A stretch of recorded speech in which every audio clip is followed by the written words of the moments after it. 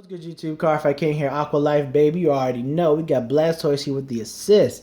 Today, guys, I want to bring you guys an updated deck profile on my Blue Wave Aqua Force Stripe deck that I used to go undefeated with at my local tournament this past Monday.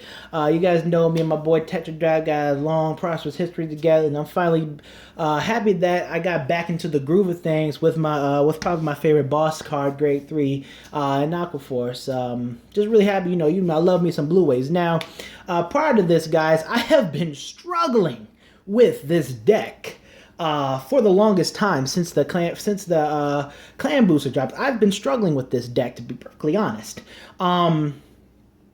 You know, I've been playing, you know, Thavis as my main deck since, you know, GBT02 came out and for the majority of the Stride format, and I've just been more accustomed to that style of play. And then when I finally got to play Blue Waves, you know, the nostalgia factor was really cool. I finally got to play Tetra Drive again, and, you know, all this great, you know, and all this greatness. But, you know, I was playing a tournament. I played really poorly did really poorly in the tournament. And then, you know, during play testing, I would do well sometimes, did really bad here.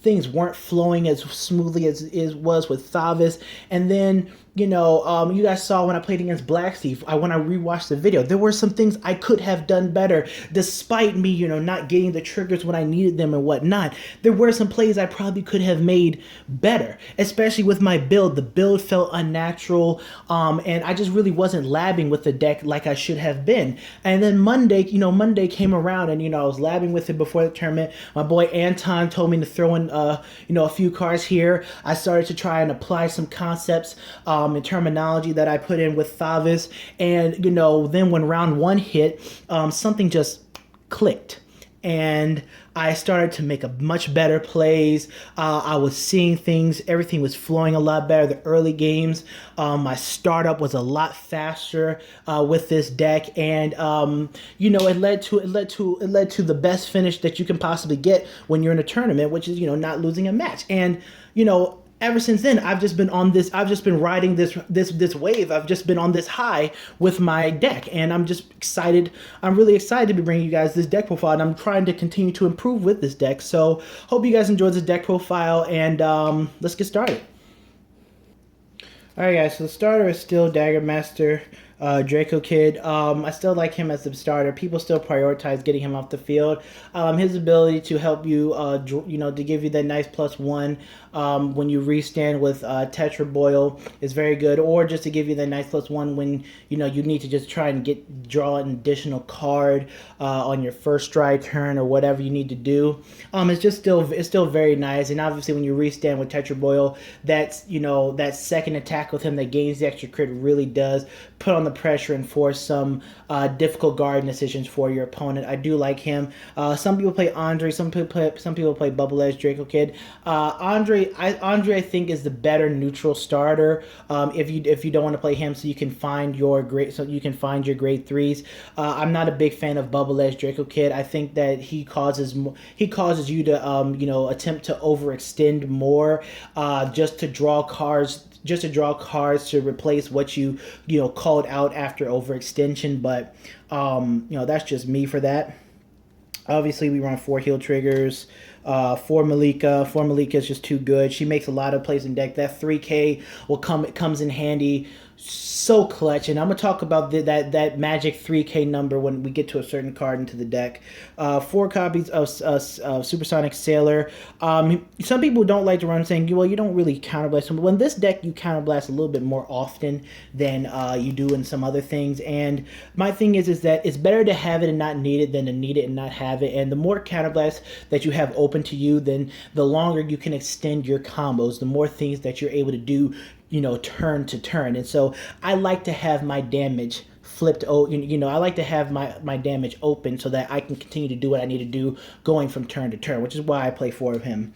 And then obviously for the Blue Wave crit, this crit trigger is just really good, guys. If you need to, you know, sometimes I have 4 of him in my hand, and if I'm on a Blue Wave Vanguard, who I will talk about soon, you know, he helps reset your hand if you need to, you know, draw into your pieces, your rear guards, your perfect guards, stride fodder, whatever the case may be. Sometimes your hand may be funky with too many triggers, not enough rear guards or whatnot. Go ahead, send him back, get your crit trigger circulating throughout your deck again, and hopefully you'll be able to draw into the pieces that you need ability to put pressure on your opponent and then start dry checking your triggers, things of that nature. And then obviously on your Tetra drive or your Tetra Boyle restand plays, the restand attack that he does become A+1.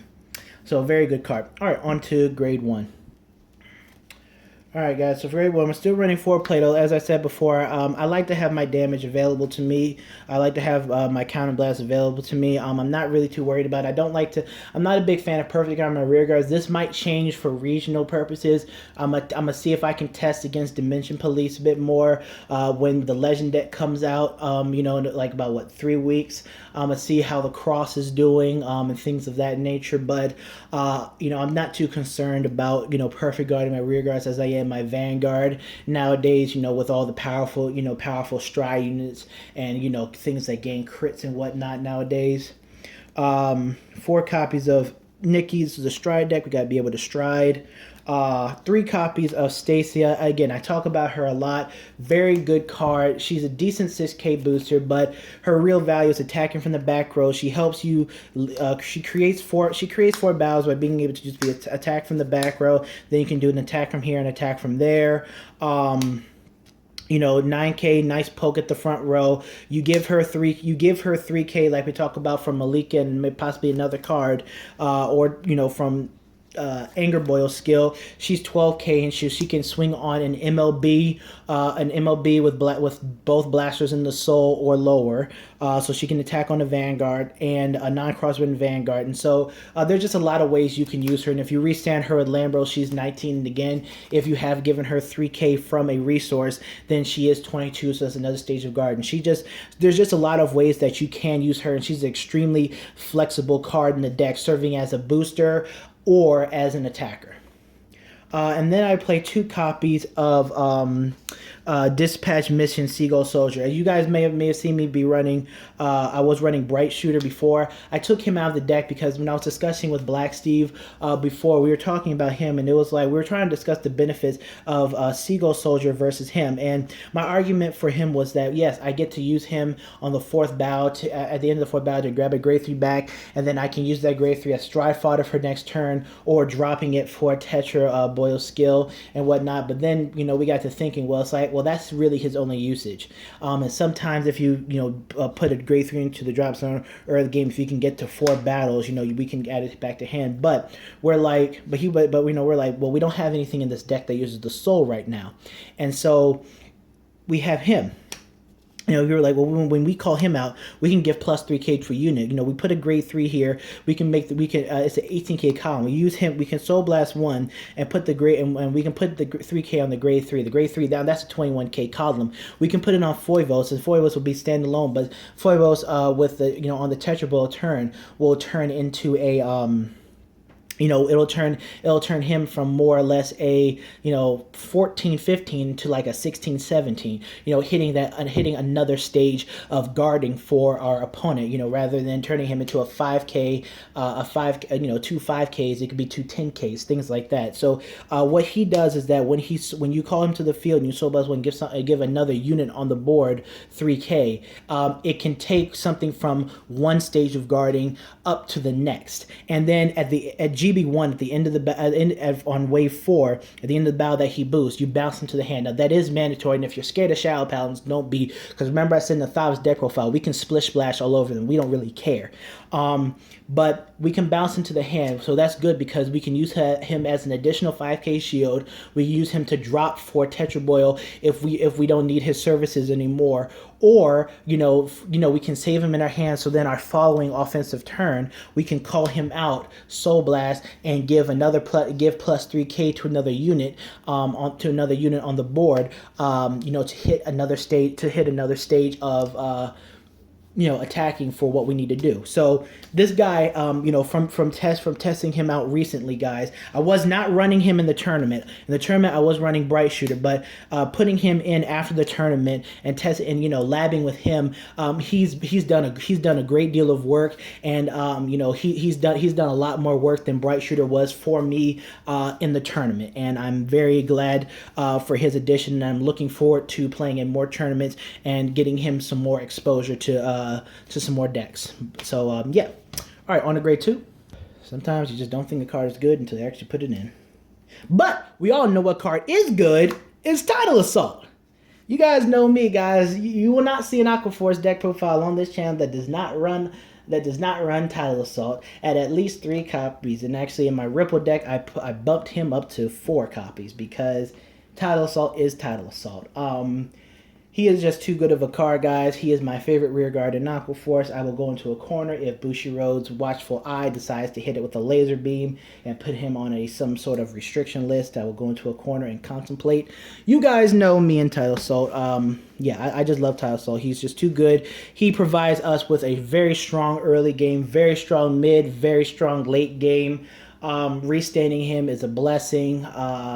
I mean, he just makes too many plays. Opponents hate seeing him. Stacking of triggers on him just becomes very problematic for the opponent. And, you know, again, even though he loses 5k power, we're, you know, you're still forcing cards out of your opponent's hand. It's like, well, that's 1 card out, restand, and that's 1 or 2 cards out.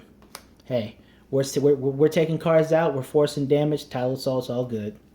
Then we're running 4 copies of Foibles. When I was struggling with this deck, I was reducing him, adding him, reducing, adding.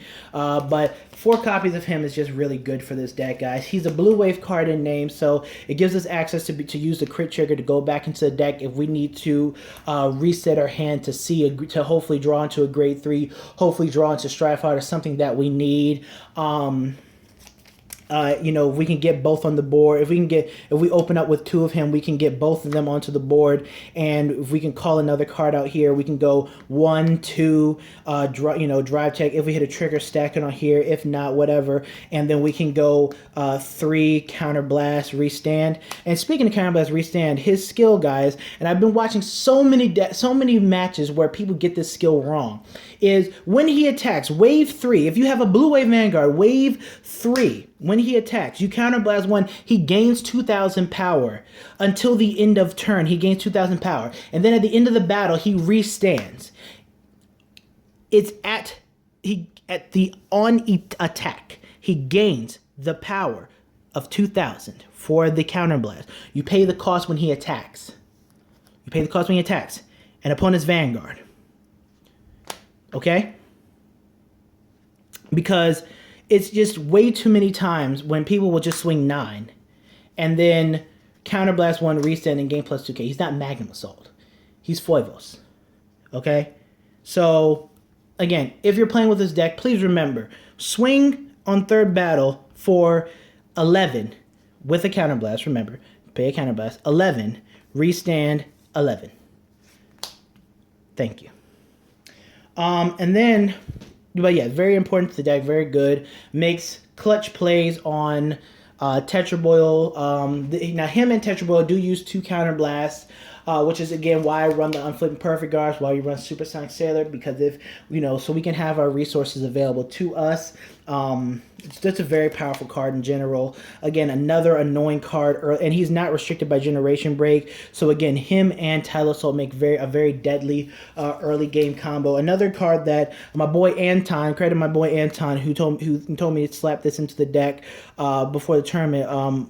Couple Dagger Sailor. Now she is like another version of Basil, so to speak. So what she does is when she attacks an opponent's Vanguard on the on the first battle of the turn, you counterblast 1, she gains 2,000 power, she's an 11k attacker, and then at the end of the battle, she swaps with another unit behind her. If you don't have another unit behind her, she just gains 2,000 power. She'll just gain 2,000 power for a counterblast. The reason why she's good is because she's not Generation Break restricted.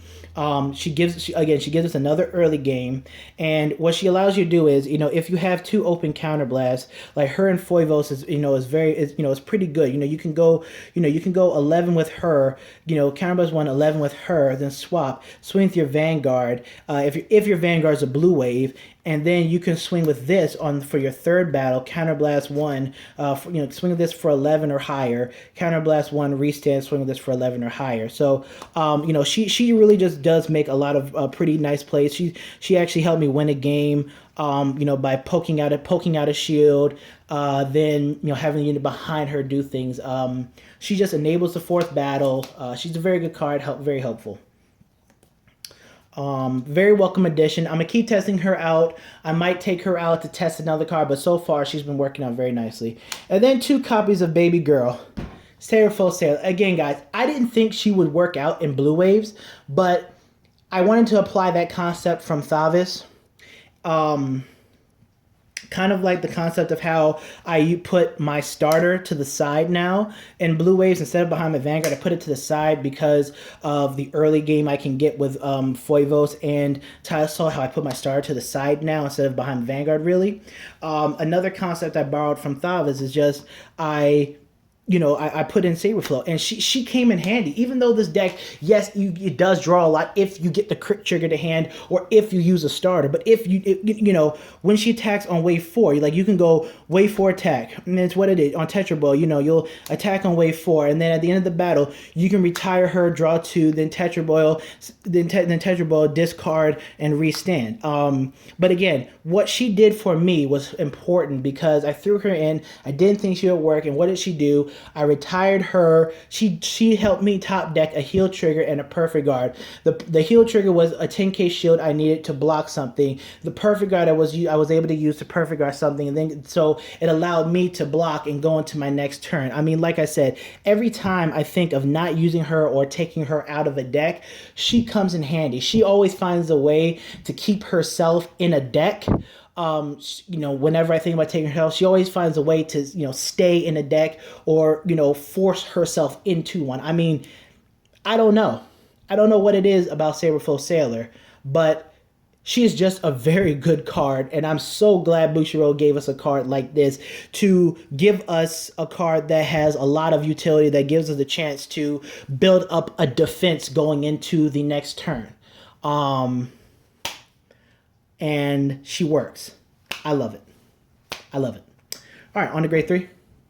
Oh, and quick notice, that is, we are running 12 grade 2s, but notice that is 10 cards we have that are not restricted by generation break.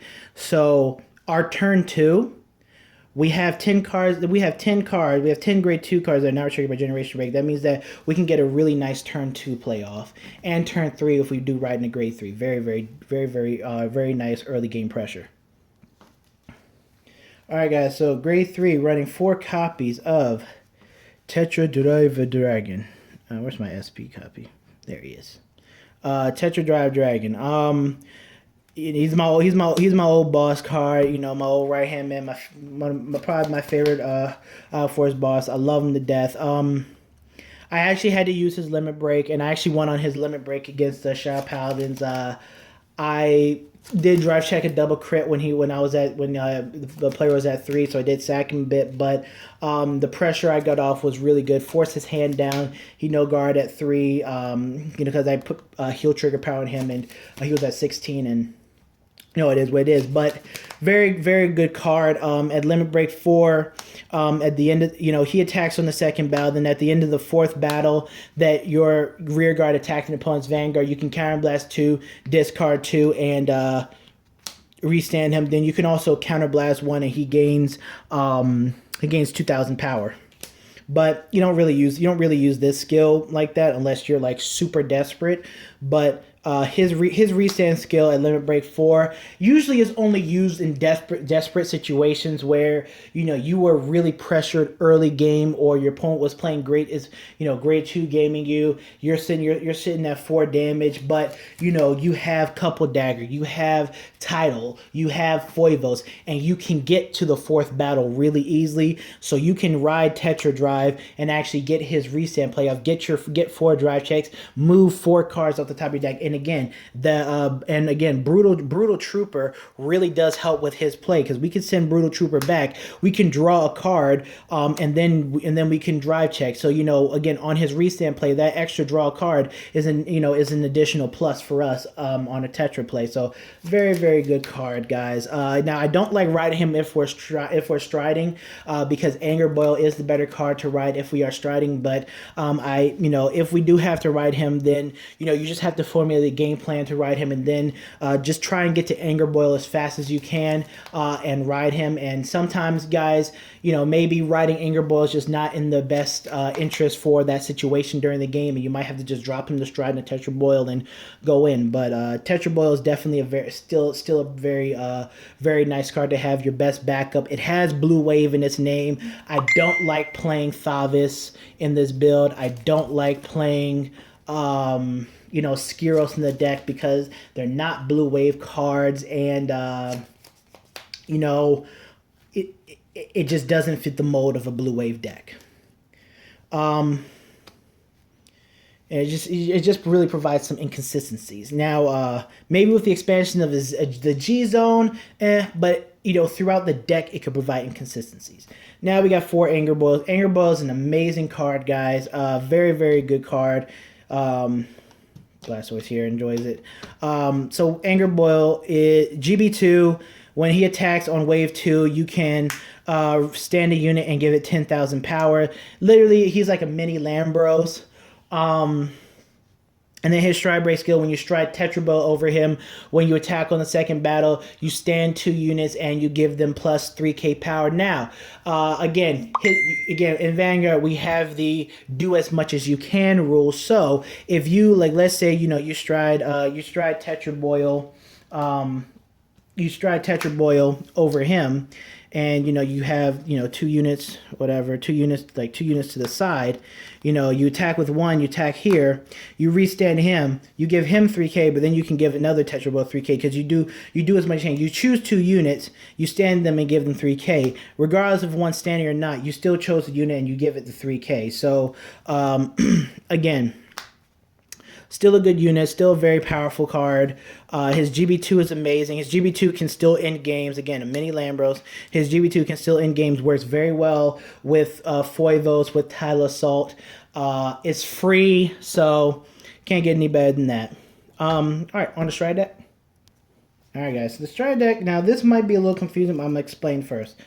2 copies of Commander Thavis for right now. He's usually my first stride card. Giving 5k and back for attack to a unit is very, very good. Maybe sometimes I use him as a mid-game stride if I go into Aristotle first. But usually usually he is my first stride because he can make Foivos pretty big, and Foivos pretty big with a multiple attack, title pretty big. I mean, he's just a very, very, very good card overall. Now here is where, now let me get to Tetra Boil, because obviously he's the big boss guy. Tetra Boils are restanding Vanguard. Big boss guy, very good. I ended games on him all day Monday. Just an extremely powerful card. What he does is when he attacks on the second battle, you counterblast 1, Persona Flip, and then he gets the ability that when your rear guard attacks an opponent's Vanguard at the end of that 4th battle, you discard 1 card and you restand him. He also loses a drive check at the end of the second battle.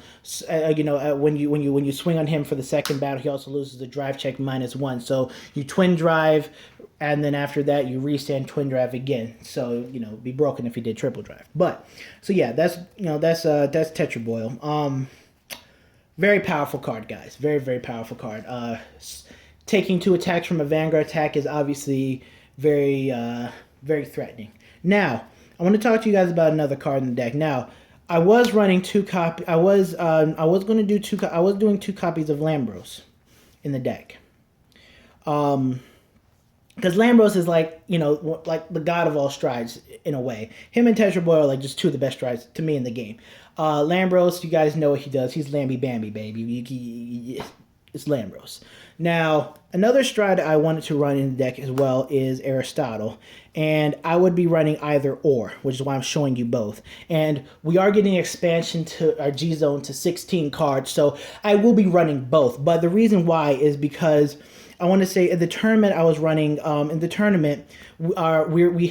was more of a special rules tournament where we were allowed to run 9 stride zones, and each week we're going to increase the stride zone each one so we can get used to having an expanded G zone. So I was running 2 and 1, but the reason why I was running The reason why I was wanting Aristotle is obviously because there you want to have some type of removal. If you stride first and we're going up against Shadow Paladins, we want to get rid of David. Though they might have the ability superior called the stand trigger, we want to get rid of David. We want to get rid of certain things like that. Maybe the Genesis starter or Seishin if Seishin's not gone. Something problematic. We want to have removal. And you can't deny and Lambros is just something that you can't deny. Lambros always has his VIP pass into the club. Okay, so there's that.